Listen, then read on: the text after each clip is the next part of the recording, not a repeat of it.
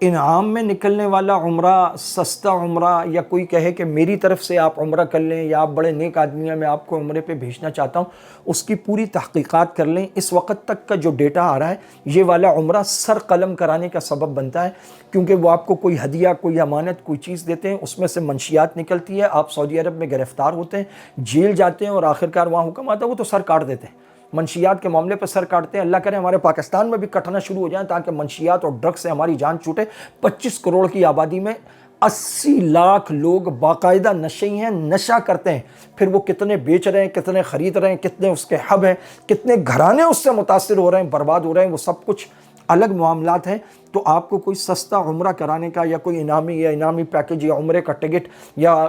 کسی دوسرے کی جگہ حج کرنا یا عمرہ کرنا، ان سب چیزوں سے ذرا بچ کر، اور اگر کریں بھی تو پھر ان کا احرام، ان کی چپل، ان کی بیلٹ، ان کا تحفہ، ان کا سامان ہرگز اور قطعاً نہ لے کر جائیں۔ حتیٰ کہ لوگ کہتے ہیں کہ بھائی کسی سے نوٹ مت پکڑو، نوٹ بھی نہ لے کر جاؤ، کوئی کہے تو بولو بھائی ہمیں یہاں پاکستان میں دے دو، وہاں جا کے ہم خود خرید کے پے کر دیں گے۔ ہر چیز سے ایک بال اور ایک کنگھی، اور حتیٰ کہ کوئی آپ کو کوئی کتاب دے حج عمرے کی، حتیٰ کہ قرآن شریف، کوئی چیز ان سے نہ لیں۔ خدا نخواستہ اندر کسی طرح چھپائی گئی منشیات نکل آئی تو آپ کا سر قلم ہونے کا سبب بن جائے گا۔ بڑے بڑے معصوم لوگ، بزرگ، فیملیاں وہاں پھنسی ہوئی ہیں اور وہ نکل نہیں پا رہے، اور وہ لوگ پھر سر قلم کر دیتے ہیں۔